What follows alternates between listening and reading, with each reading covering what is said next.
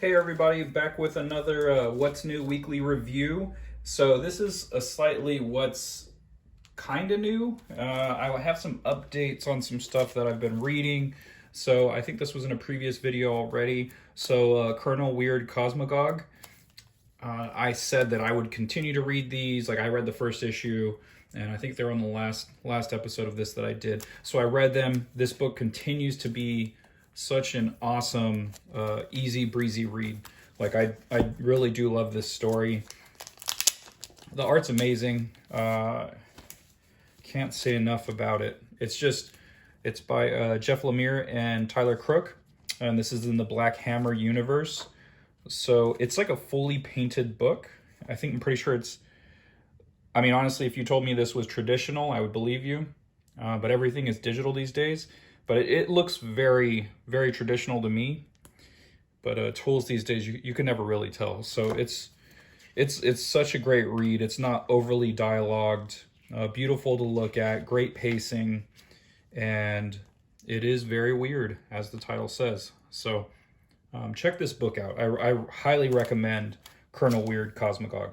So if you like the Black Hammer, honestly, just pick it up. You don't even have to, I don't know anything about the Black Hammer universe.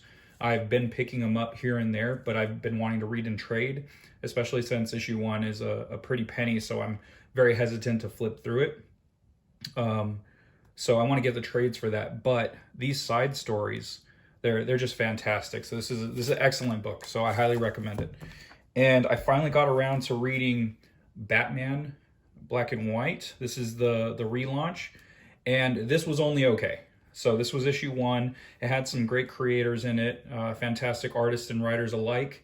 But honestly, the stories that I enjoyed compared to the ones that I didn't, it wasn't enough to keep me. So I won't be continuing this. This is a $5.99 cover price. It's a perfect bound, not saddle stitched. So unfortunately, I won't be continuing with that. This is a story, I actually haven't read this yet. So these books are from a couple of weeks ago. I haven't posted a new video for the What's New weekly review in a couple of weeks. I wanted to read as many titles as I could before I recorded this. I still haven't read this, unfortunately. So the ones you can tell I haven't read yet, they're not taped down. I always tape down right after I finish reading them. This was another book, Scout Comics number 1. It Eats What Feeds It. By Scout Comics. This is issue number 1. So the art is very much what the cover looks like. It's the same style art. I haven't read this yet, and it's a good looking book. Oh man, I could really see this ding on the cover there. Oh god, that's killing me. I didn't see that before. Under this light, and you could see it perfectly. It looks like it goes all the way through the book. Oh gosh. Yeah, it's like something hard landed on or whatever. But anyway, it's kind of got this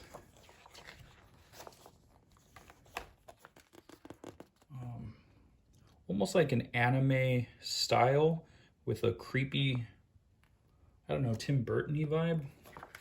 So I like the look of it, and that's why I picked it up. So I'm still going to check that out. I'll get back to you guys on these. This was another book that I picked up recently, I Walk with Monsters. This is by Nightfall Comics. This is also a number 1. So lately I've noticed, Vault Comics, I'm sorry. Vault Comics, I Walk with Monsters, number 1. And I don't know what the Nightfall, maybe this is like the studio or something that makes this particular book. So I'm interested in checking that out. I've been buying mostly third-party comics lately, indie books and third-party comics. And so another third-party brand is IDW, Scarant Hood. I think I also said that I would give these a read. I really liked issue 1, so that's a little bit of backtracking. Something is Killing the Children 12 and 13. So I randomly picked up issue 1 when it came out, and I really enjoyed it, and for whatever reason I did not follow through. And that was stupid of me because that title is super hot, and for me to get issues 2 through 11 is probably going to cost me some nice chunk of change, so that was my fault. But I wanted to pick it back up because it's getting such great reviews, and I've read the first issue, so I know it's really good. But I'm holding on to these. until I catch up. And Scumbag, the Scumbag, this is issue 3. The writing continues to be excellent, of course. Rick Remender, one of my favorite writers. They actually changed the artist for this issue. The first 2 were by, Louis LaRocca, I want to say. I can't remember off the top of my head. But this one is by Eric Powell. So the art looked somewhat similar. I thought it was the same artist, just not fully rendered, fully painted. Just a kind of like a hybrid of a comic style and that painted style. But as the issue went on, I was just like, I'm not sure that this is the same person. You know, it's very, very similar, but it's a bit more cartoony than the other artist. So, but the story continues to be really, really fascinating. Basically, a roadie-style guy who has the power of Captain America.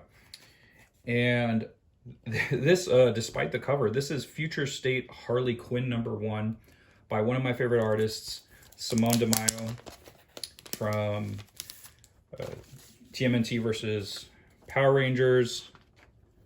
And we only find them when they're dead. Look at this super dynamic first page, just right out the gate. The art is very beautiful. I love his panel layout choices.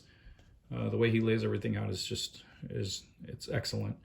I will say the story is just so. I'm not a huge fan of the story. It's kind of like a filler episode of Batman the Animated Series. And so it's not that as bad, but it's just, there's nothing special really about it. So Harley kind of becomes a informant, essentially, for this organization. I don't think it's the government, but the Scarecrow is now reformed and works for the company. So that's the super cool version of Scarecrow, very anime style. I love this this art. And thought I jacked my book up there. He redesigned Professor Pig. So, and yeah, it's, the story is just so, but the art is beautiful. I can't get enough of that art. So Firepower, this continues to be one of my favorite books to read. It's by Robert Kirkman, Chris Somney. It's beautifully written and drawn, very breezy read. Like, you fly through the book. It's not under dialogued, it's perfectly dialogued, and the art just flows. So this is anyone that has seen Chris Somney's work knows how great he is, so I don't need to flip through this. So if you are not reading Firepower, read Firepower. So crossover number 3, again, continues to be a fantastic title with great cliffhangers. I just noticed today when I was at the shop that she's actually holding different comics on this cover. Like, there was one with Savage Dragon. I kind of wish I had that one. But this one has the crossover cover and God Country, it looks like, on the back there. And this is a cover by Todd McFarlane, by Donnie Cates, and Jeff Shaw. So if you're not reading this book, they're only on issue 3. I'm sure you could find issue 1. It's not a hard issue to find, I don't think. My shop had so many copies of 1 and 2, so I'm pretty sure you could find those out there, cover price, no problem. Okay, so Lock and Key is another title that I do love, and I'm not finished reading the first story arc. So everything else that's come out, I've been collecting it, but I don't read it because I want to catch up first. So this is Sandman Universe Lock and Key, and this is number 0. So just wanted to pick that up and continue the collection. So on one of the previous episodes, I discovered Sea of Stars. I didn't realize how old this title was. This is a very old title, apparently. And so I got a few back issues for $1. So I got 6 and 7 for $1, and I think I paid full price for $8. So if you're not reading this, check this book out. I really enjoy it. It's kind of like an outer space adventure with a son and a father, and they get separated, and it's about them coming back together. But I've been enjoying it, and you might be able to find some cheap copies out there. So All right, so for this week's polls, so this is the what's really new. Today I picked up Homesick Pilots, issue 2. I enjoyed issue 1, like I told you guys previously. The band is called Homesick Pilots. They're a rock band, a punk rock band, and they're going to have a concert in a haunted house, quote unquote. And turns out the haunted house is really haunted. So this is issue 2. I haven't read that yet, so I'm looking forward to it. I actually had time before recording this to read Haha #1. So this is by the same writer of Ice Cream Man, which I didn't know about. Apparently I missed a huge train. It's on fire right now. It's widely popular. And so this was kind of like the speculator book that came out.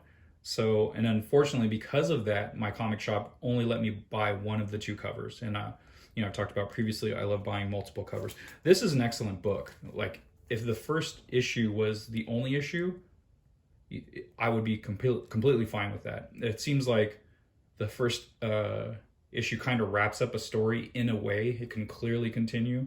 There is a second issue. I don't know if it's with the same character or a different character, but I really enjoyed this book. So if you can get your hands on this for cover price, get it, or even slightly higher than cover. Hopefully not, though. It literally just came out, so that's a real fun book. So like I've said in previous episodes, I'm collecting Sweet Tooth. I am not finished with Sweet Tooth either, so I'm picking up The Return until I catch up. So here's issue 3. And then the last book is Terry Moore's Serial. Terry Moore from Strangers in Paradise fame, and it's a #1. So why not give it a try? It's in black and white. This is Abstract Studio, so it's self-published. Terry Moore is one of the self-publishing gurus of the comics world. So since I am a comic creator, I'd love to support indie creators. It's hard to believe, but like, he's really considered still an indie creator, but he totally is. He does it all himself. So he doesn't have a giant studio backing him. It's him, his wife, I believe. So yeah, I had to pick this up. I'm not sure what it's about. The title alone, I see a dead body on the floor, so I'd imagine something's going on here. Really looking forward to reading this. All right, that's it for this episode. Thank you guys for watching. Catch you guys on the next one. Check Accidental Aliens out, accidentalaliens.com. That's where you can find the books that I do. Wanderers of Melisanda, anthropomorphic dinosaurs versus humans, and then Second Shift, a tale of minimum wage workers during the day and superheroes at night, and how that all balances in life. Check those books out at accidentalaliens.com. And of course, catchphrase.